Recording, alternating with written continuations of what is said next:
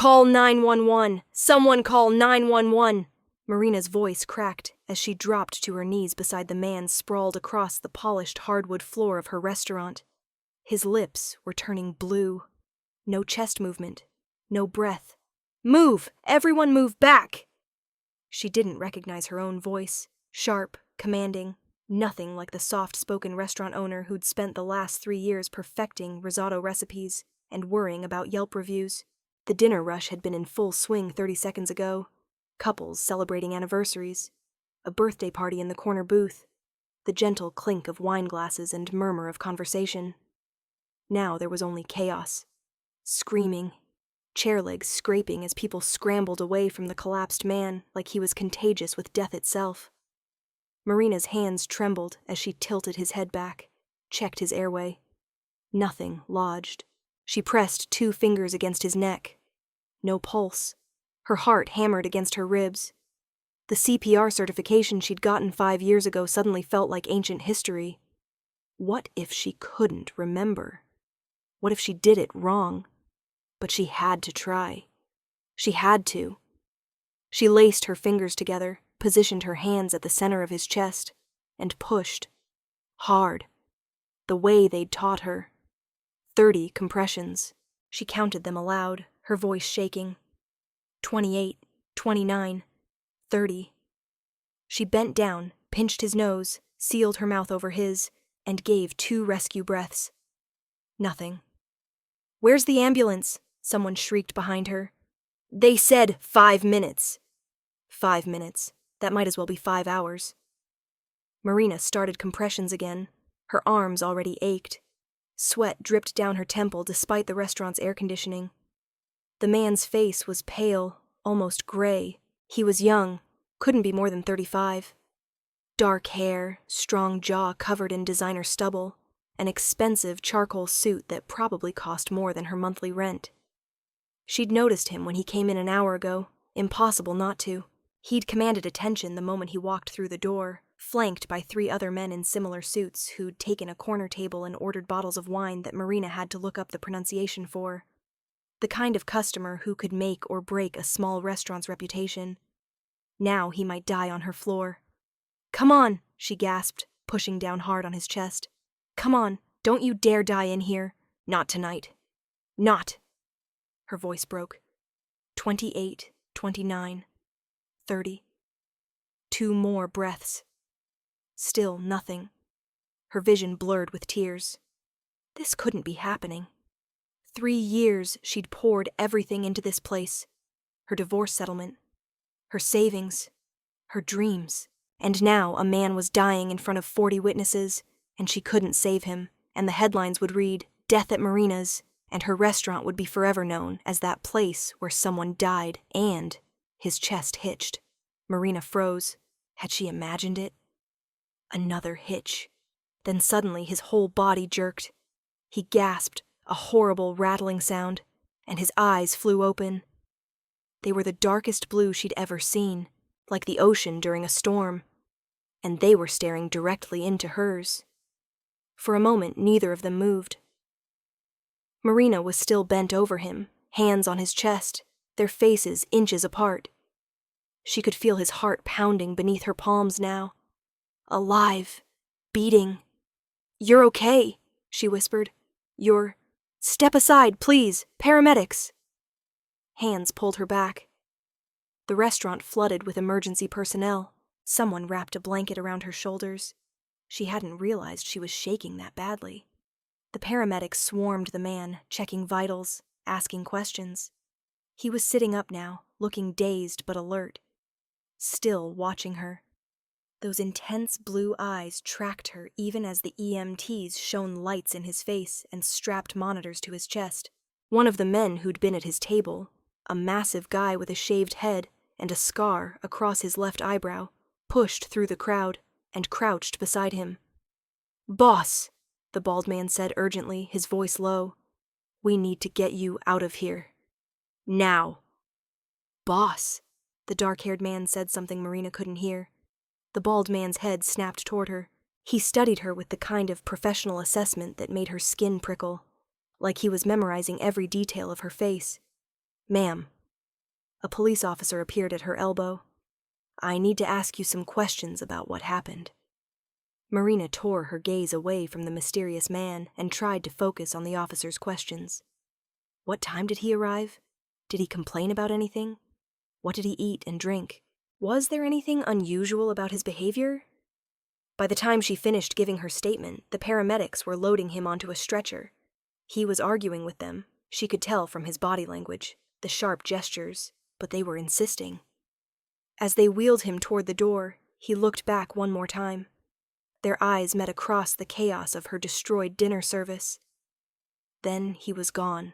Marina stood in the middle of her restaurant, customers filing out, some leaving cash on tables, others just fleeing like the building was cursed. Her hostess, Amy, was crying in the corner. Her head chef, Marcus, emerged from the kitchen looking shell-shocked.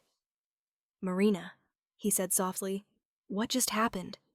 She had no idea, but as she looked at the spot where the man had collapsed, at the slight disarray of chairs that marked where death had almost claimed him, she couldn't shake the feeling that her life had just changed in ways she couldn't begin to understand. The next morning, Marina arrived at the restaurant at 6 a.m., just like always. She'd barely slept. Every time she closed her eyes, she saw his face, that moment when he'd gasped back to life, the weight of someone's existence literally in her hands.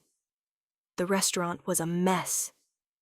She'd done basic cleanup last night, but now in the harsh morning light, she could see the full damage. Overturned chairs, half-eaten meals abandoned on tables. Someone had left a purse behind. The whole place smelled like panic and expensive wine. She tied her hair back and started cleaning. There was comfort in the routine. Wiping down tables, sweeping floors, checking inventory. Marcus had already sent the kitchen staff home last night. No point keeping them when everyone had fled, but they'd be back tonight. She had reservations to honor, a business to run. She was elbow-deep in soapy water, washing wine glasses by hand because the dishwasher was full when the front door opened. "We're closed," she called without turning around. "Lunch service starts at 11:30. Footsteps. Heavy. Multiple sets. Marina's stomach tightened. She turned slowly, soap dripping from her hands. 3 men stood just inside the entrance. Not customers. The one in front was the bald man from last night, the one who'd called the dying man boss. Behind him were 2 others, both built like they moonlighted as brick walls. "Miss Parker." The bald man's voice was surprisingly soft for someone his size. "My name is Victor. I work for Sebastian Cross, the man whose life you saved last night." Sebastian Cross. Finally, a name to go with those haunting blue eyes. "Is he okay?" Marina grabbed a dish towel, drying her hands slowly, buying time to calm her racing heart. "The hospital said they couldn't give me information since I wasn't family." "You called to check on him?" Heat crept up her neck. "Someone collapsed in my restaurant. Of course I called." Victor's expression didn't change, but something shifted in his eyes. Approval? Assessment? She couldn't tell. "Mr. Cross is recovering well. The doctors say he had a cardiac event. Stress-induced, likely temporary. They want to run more tests." Victor took a step closer.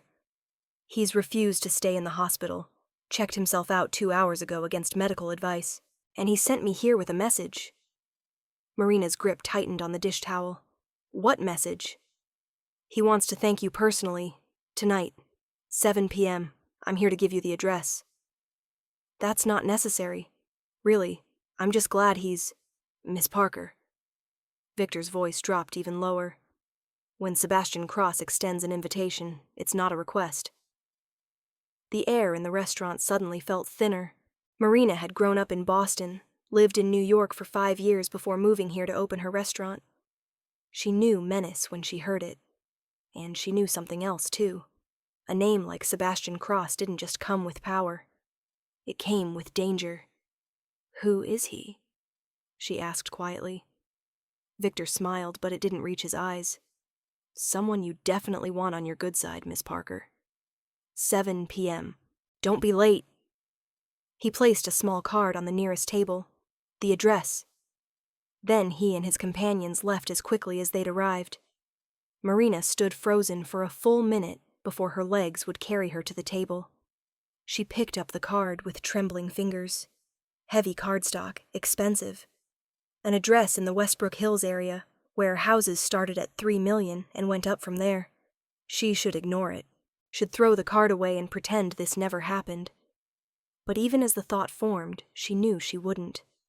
Couldn't. Because men like Victor didn't make empty threats. And men like Sebastian Cross, whoever he really was, didn't take no for an answer. Marina spent the rest of the day in a fog. She went through the motions, confirming reservations, prepping for dinner service, reviewing Marcus's menu changes, but her mind was elsewhere. At 6 p.m., she told Amy to handle the floor and disappeared into the tiny office that doubled as a storage closet. What did you wear to a meeting with a possible criminal who you'd saved from death? She'd brought a change of clothes, a simple navy dress that was nice enough for dinner, but not so fancy that she looked like she was trying too hard. She touched up her makeup, pulled her honey blonde hair out of its work bun, and let it fall in waves past her shoulders, then immediately second-guessed everything. This was insane. She should call someone, let them know where she was going. But who? Her mother? That would lead to 1,000 panicked questions. Her ex-husband? He'd given up the right to worry about her when he'd decided their marriage was less important than his secretary. At 6:45, Marina grabbed her purse and headed out the back entrance where her car was parked. The spring evening was cool, the sun just starting to set. Normal. Everything looked so normal. The drive to Westbrook Hills took 20 minutes. With every mile, the houses got bigger, the lawns more manicured, the gates more imposing. The address led her to a property at the end of a private road. A modern mansion of glass and steel and sharp angles that probably had its own name and architectural awards. The gate opened before she could even figure out where the intercom was.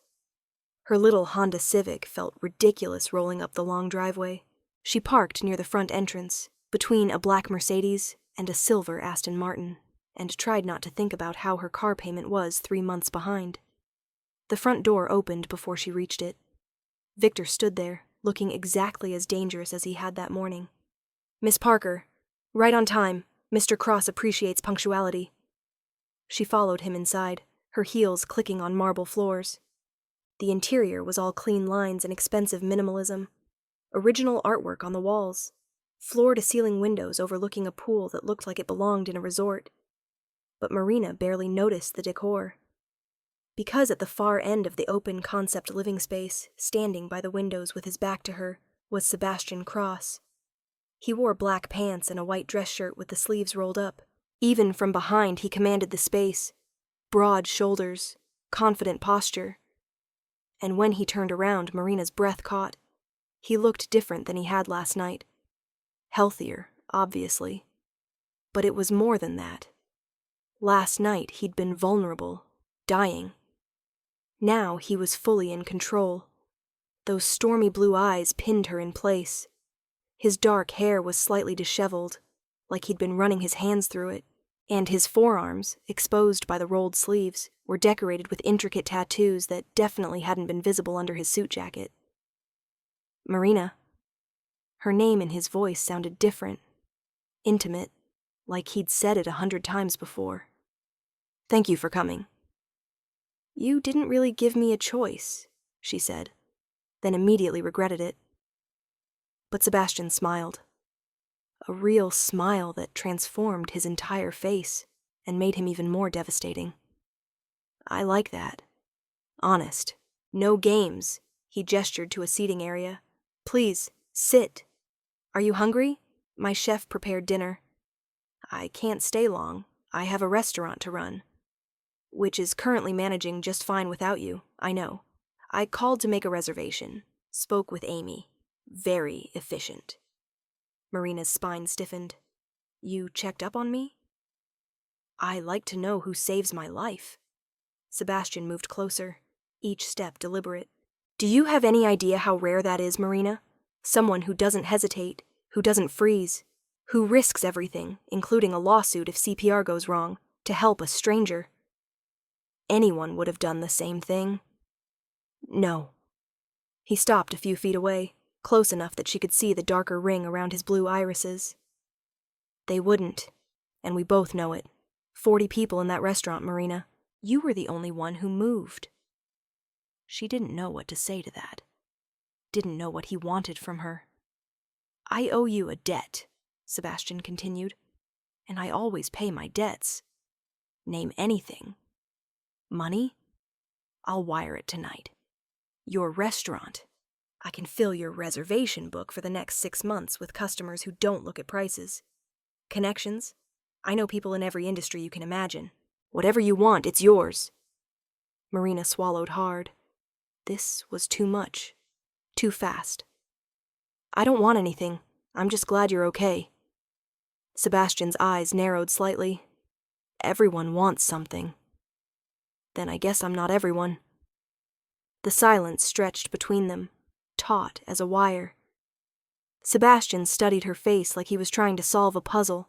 Marina forced herself not to look away, even though every instinct screamed that this man was dangerous in ways that had nothing to do with cardiac arrest. Victor, Sebastian said without turning around, give us the room. She heard footsteps retreating, a door closing somewhere. Then they were alone. The truth, Sebastian said quietly. Why did you come tonight? Because you didn't give me a choice. But that wasn't completely honest, was it? Because part of her, the part she didn't want to examine too closely, had wanted to see him again.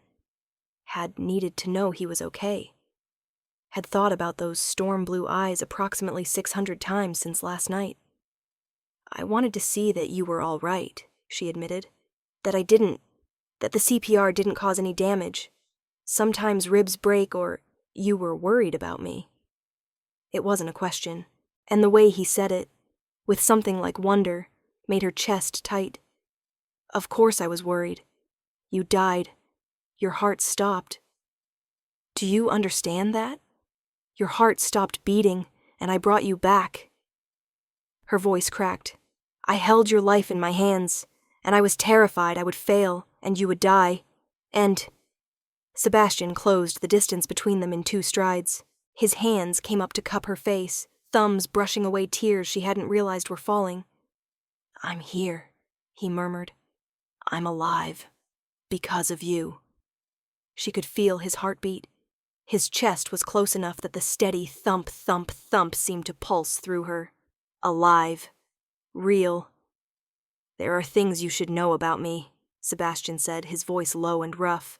Things that would make you run out that door and never look back. Like what? Marina whispered. Like the fact that I'm not a good man, Marina. The business I run, the life I lead, it's not safe. It's not legal. And it's definitely not the kind of world someone like you should ever be part of. Someone like you, good, innocent, normal. She should pull away, should listen to the warning bells clanging in her head. But his hands were so warm against her skin. And his eyes, God, his eyes, looked at her like she was something precious, something worth protecting. Are you trying to scare me away? She asked. Yes. His thumb traced her cheekbone.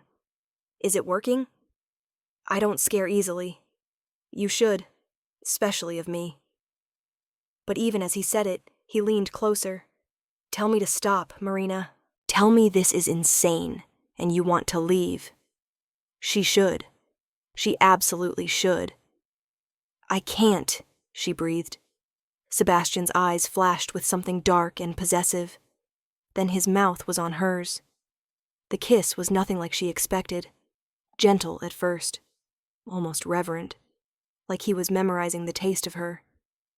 But then Marina's hands found his shirt, clutched at the fabric, and something broke loose. Sebastian's arms banded around her waist, pulling her flush against him, and the kiss deepened into something desperate. Hungry. When they finally broke apart, both breathing hard, Marina's entire world had tilted on its axis. You should go, Sebastian said roughly, but his arms didn't release her. You should walk out of here and forget you ever met me. And if I don't want to, then God help us both. He pressed his forehead to hers. Because once you're mine, Marina, I don't let go. Ever. The words should have terrified her. Instead, they sent heat pooling low in her belly.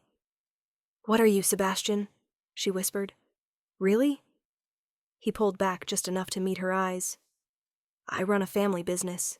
Logistics, import-export, private security. Most of it's legitimate. Some of it—" He paused. "Some of it exists in gray areas that men like me have operated in for generations. My last name carries weight in certain circles. Opens doors, closes others permanently. Mafia. He was talking about the Mafia." Marina's knees went weak. She'd suspected, of course. You didn't have bodyguards and make people nervous the way Sebastian did without being connected to something dangerous. But hearing it confirmed. "I should be scared," she said slowly. "Yes." "I should leave right now." "Yes." "But all I can think about is that I held your heart in my hands. I felt it stop. I felt it start again. And now I'm standing here and you're alive and I—" She shook her head. "I can't explain it." "You don't have to." Sebastian's expression softened. "I felt it too. That moment when I opened my eyes and saw your face. It was like everything before that didn't matter. Like I'd been dead my whole life and only just started breathing." Marina's heart hammered. This was crazy. She'd known this man for less than 24 hours. You didn't fall for someone that fast, especially not someone who'd just admitted to being involved in organized crime. But her hands were still twisted in his shirt, and she wasn't letting go. "What happens now?" she asked. Sebastian's smile was equal parts tender and possessive. "Now? Now I take you to dinner like a gentleman. We talk. We get to know each other. And then I take you home and do everything in my power not to kiss you again until at least our third date." "Despite everything," Marina laughed. "Our third date? You're already planning that far ahead?" "Marina." He brushed a strand of hair behind her ear. "I'm planning the rest of our lives. I just have to convince you to take a chance on a man who doesn't deserve you." She should say no. Should protect herself. Should remember that fairy tales weren't real, and dangerous men didn't suddenly become safe just because they looked at you like you hung the moon. But when Sebastian offered his hand, she took it. Dinner was in a private room with a view of the city lights. Sebastian's chef had prepared Italian. Homemade pasta, perfectly seared scallops, a wine that probably cost more than Marina's monthly revenue. They talked for hours, about her restaurant, her divorce, her dream of building something that was entirely hers, about his father's death 5 years ago, the weight of inheriting a legacy he hadn't asked for, the lines he'd drawn that he refused to cross no matter how much easier it would make business. "I don't hurt innocents," Sebastian said at one point, his voice hard. "Ever. That's my rule. The men who work for me know it. The families we deal with know it. Cross that line, and you're done." Marina believed him. Maybe she was naive, but she believed him. By the time Victor drove her back to her restaurant, Sebastian had insisted, said her car would be delivered in the morning. It was past midnight. Her head was spinning. Her lips still tingled from that kiss. "Miss Parker!" Victor's voice made her jump as she reached for the door handle. "A word of advice?" She tensed. "Okay. I've worked for the Cross family for 15 years. I've never seen Sebastian look at anyone the way he looks at you. Whatever happens between you two, just know, he'll burn down the world to keep you safe. But being close to him also means accepting that you'll have enemies you never asked for. People who might try to use you to get to him." Marina's blood went cold. "Are you trying to warn me off?" "No." Victor met her eyes in the rearview mirror. "I'm telling you what you're getting into, so you can make an informed choice." She thought about that all night as she lay in bed, staring at the ceiling of her tiny apartment. Thought about it through the next morning's prep work, through lunch service, through the evening rush. Her phone buzzed at 8 p.m. An unknown number. "I can't stop thinking about you." Sebastian's voice sent shivers down her spine.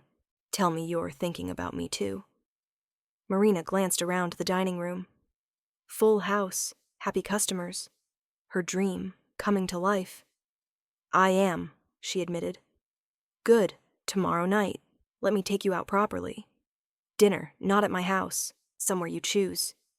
Sebastian, I know what you're going to say. This is moving too fast. You barely know me. I'm dangerous. All true. But I've never lied to you, Marina. And I won't start now. I want you in my life. In every way. And I'm going to pursue you until you either give me a chance or tell me definitively to walk away. Her heart was racing. And if I tell you to walk away... Silence. Then I'll respect your choice, no matter how much it kills me. Marina closed her eyes. This was insane. Reckless.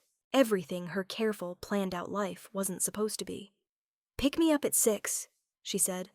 She could hear his smile through the phone. "I'll be there at 5:59. The next 3 weeks passed in a blur. Sebastian took her to dinner.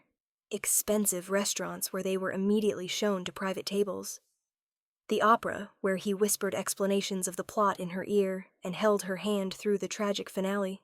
A jazz club where they danced until 2 a.m., and she felt more alive than she had in years. He was a perfect gentleman. Kissed her goodnight at her door. Never pushed for more.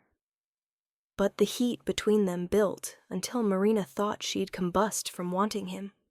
Her restaurant thrived. Reservations doubled, then tripled. She had to hire more staff. Marcus was over the moon about the new budget for ingredients, and if Marina suspected Sebastian had something to do with her sudden popularity, whispered recommendations in the right ears, influencers showing up for photo shoots, she didn't ask. But there were signs of his other life, too. The way conversations stopped when he entered a room. The deference people showed him, tinged with fear. The night they were leaving a restaurant, and she saw him have a tense conversation with a man who looked at her with such hatred that Victor immediately stepped between them.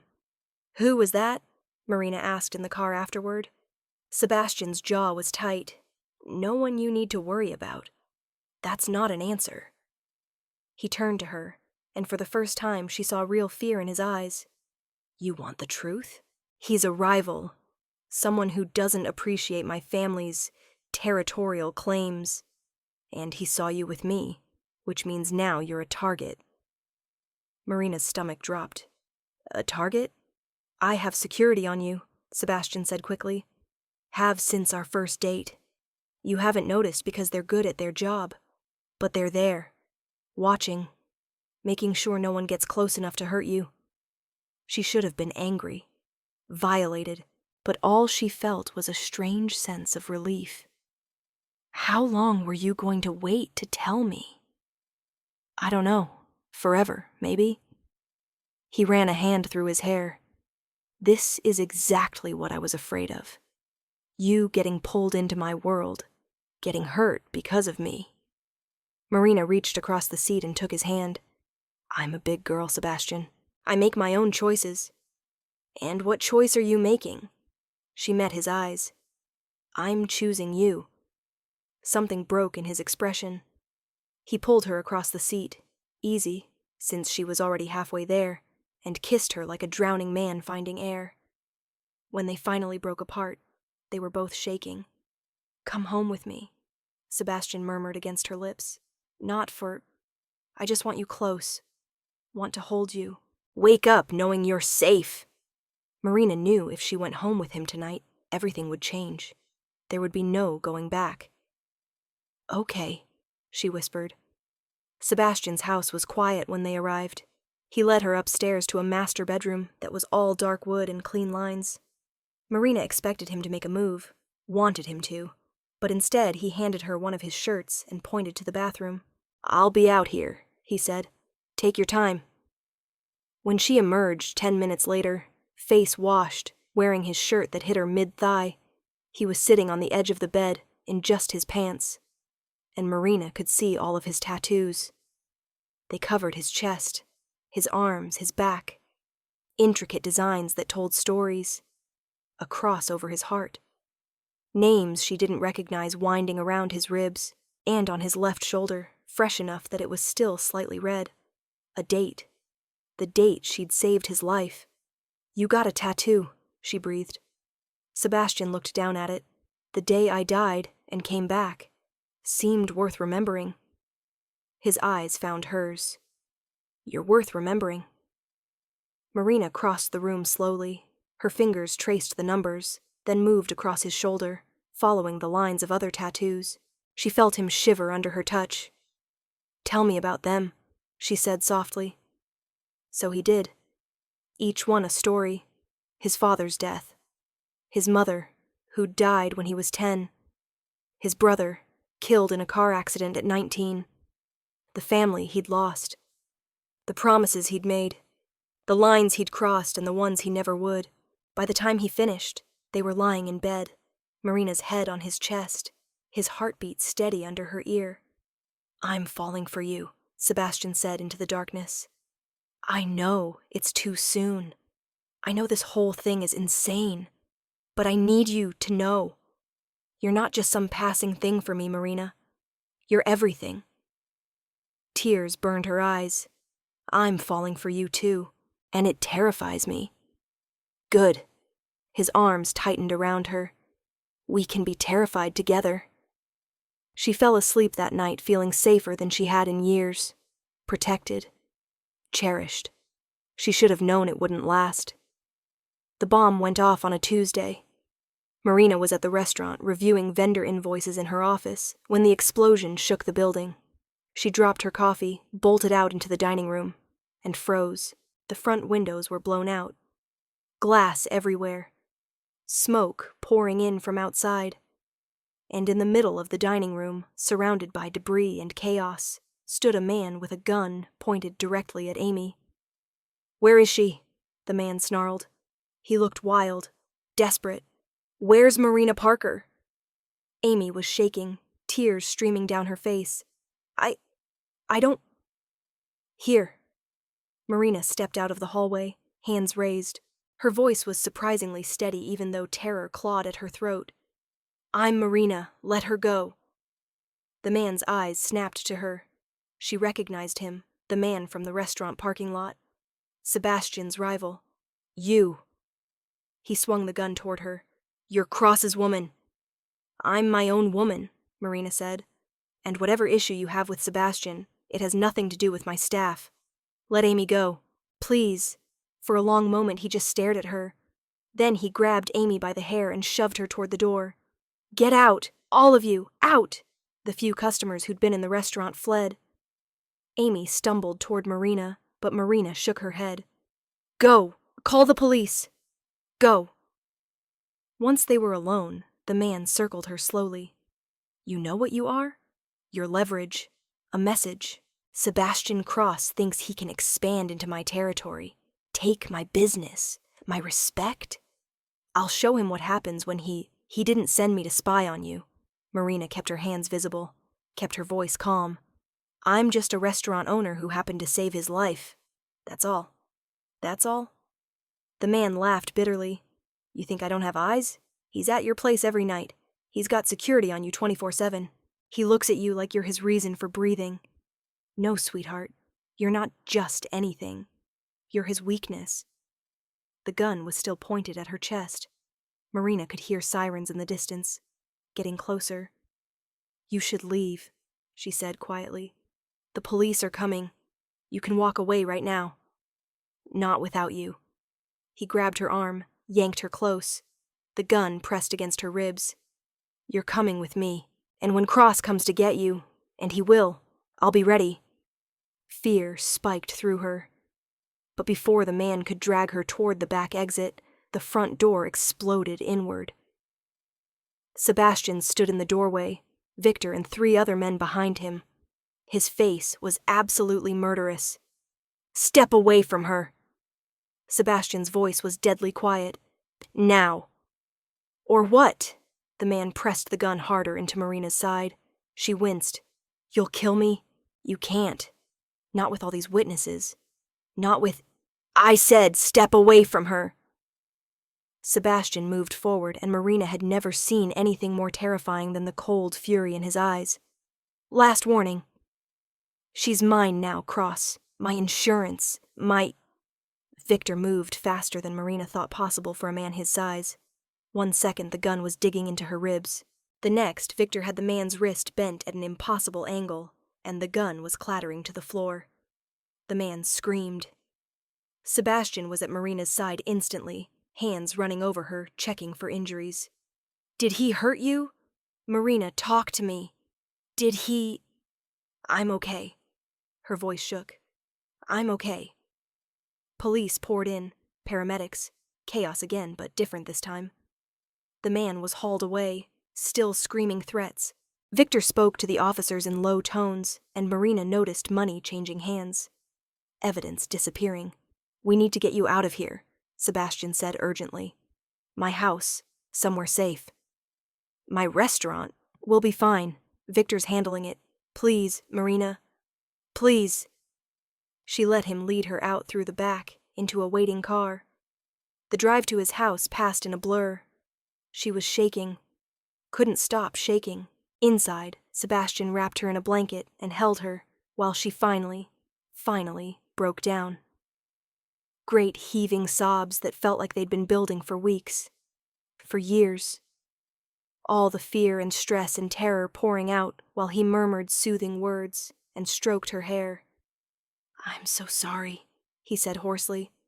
"This is my fault. I should have protected you better. Should have—" "Don't." Marina pulled back to look at him. "Don't you dare apologize for someone else's actions. I'm not some delicate thing that needs to be locked away. I knew the risks when I chose you. You could have died. But I didn't. I'm here. I'm safe." She cupped his face. "We're both safe." Sebastian's control finally snapped. He kissed her with desperate hunger, and Marina met him with equal intensity. They stumbled toward the bedroom, shedding clothes, needing to feel alive, to feel connected. Afterward, lying tangled in his sheets, Marina traced the tattoo on his shoulder, the date that had changed both their lives. "Marry me," Sebastian said. Marina's hand stilled. "What?" He rolled to face her, propped up on one elbow. "Marry me. I know it's insane. I know we've only known each other 3 weeks. But I've never been more sure of anything in my life. You're it for me, Marina. The beginning and end. The reason I came back from the dead." Tears spilled down her cheeks. That's not how normal relationships work. Good thing we've never been normal. His thumb brushed away her tears. "I love you. I will protect you with everything I have. I will cherish you, honor you, build you an empire if that's what you want. Just say yes." This was crazy, reckless, everything she'd promised herself she wouldn't do after her divorce. But when she looked at Sebastian, really looked at him, she saw the truth. This man who'd died and come back, who'd shown her his darkness and his light, who looked at her like she was his salvation. "Yes," she whispered. Sebastian's face transformed. Pure joy. He kissed her deeply, then pulled back with a grin. "Stay here. Don't move." He disappeared into his closet and returned with a small box. Inside was a ring, vintage, stunning, a square-cut diamond surrounded by smaller stones set in platinum. "This was my grandmother's," he said softly. "She was the only one in my family who ever really loved fearlessly, who saw the good in people. You remind me of her." Marina's hands shook as he slid the ring onto her finger. Perfect fit, like it was always meant to be there. "I should probably ask you on a proper date first," Sebastian teased. "Do this in the right order."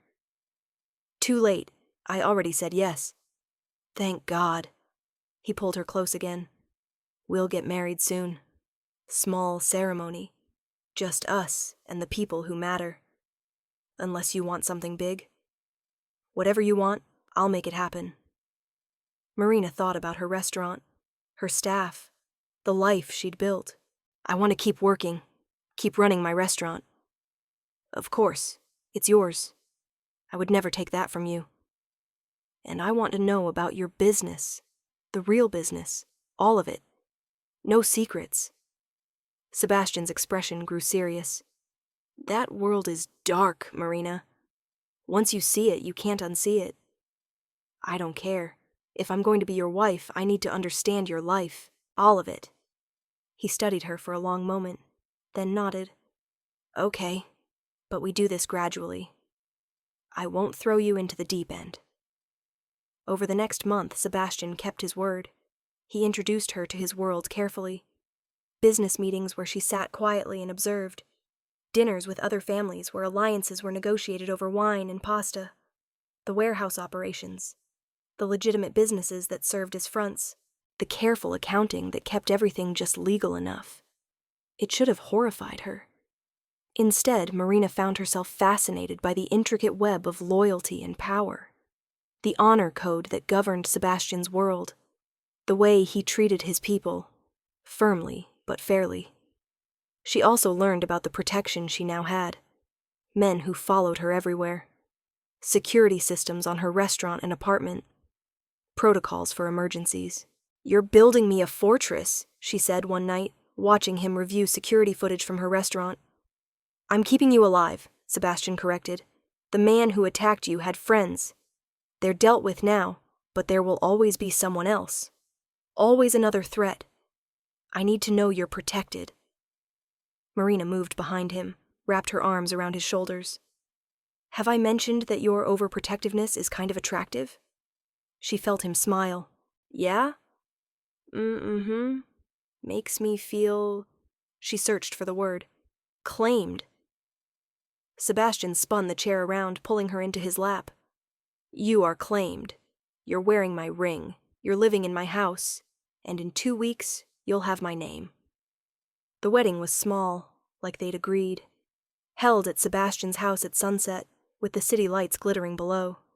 Marina wore a simple cream dress. Sebastian wore a black suit that made him look like exactly what he was. Dangerous and devoted in equal measure. Victor stood as his best man. Amy was Marina's maid of honor, still slightly terrified of Sebastian's world, but loyal to Marina above all else. The ceremony was short, traditional vows that Marina had written herself. "I promise to love you," she said, her voice clear and strong. "In this life and whatever comes after, to stand beside you in the darkness and the light. To be your partner in every way that matters. My heart stopped the night we met, and you brought it back to life. Now it beats for you." Sebastian's eyes were suspiciously bright. When it was his turn, he took both her hands. "I died the night I met you," he said roughly. "Literally died. And when I came back, the first thing I saw was your face, your determination, your courage. I knew in that moment that everything before had been a prelude, that my real life was starting. I promised to protect you, to cherish you, to build a life with you that's worthy of the second chance you gave me. You saved me, Marina. In every way a person can be saved." When the officiant pronounced them married, Sebastian kissed her like he was sealing a vow with his soul. The small gathering applauded. Victor actually smiled. A rare sight. The reception was in the garden. String lights and champagne and a cake that Marina suspected cost more than her car. But she barely tasted any of it. All she could focus on was Sebastian, her husband, who kept her close all night, his hand never leaving hers. Near midnight, they retreated inside. Guests were still celebrating, but Marina and Sebastian slipped away to their bedroom. "Mrs. Cross," Sebastian murmured against her neck. "I like the sound of that." "Me too." Marina tilted her head to give him better access. "Though I'm keeping Parker for the restaurant. Hope that's okay. You can call yourself anything you want, as long as you're mine." He made love to her slowly that night, reverently, like he was memorizing every inch of her. And when Marina finally fell asleep in his arms, wearing nothing but his grandmother's ring, she felt completely at peace. 3 months after the wedding, Marina stood in her restaurant, her thriving, successful, constantly booked restaurant, and smiled at the young couple celebrating their engagement at table 7. She remembered that feeling, that giddy certainty that you'd found your person. "Mrs. Cross." Victor appeared at her elbow.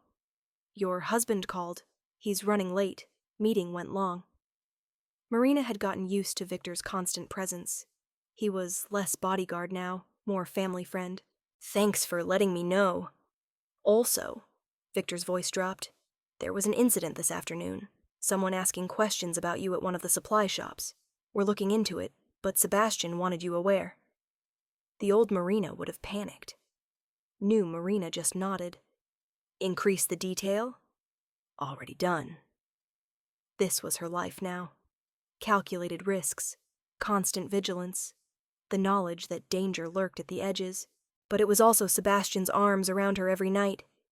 The way he looked at her like she'd hung the moon.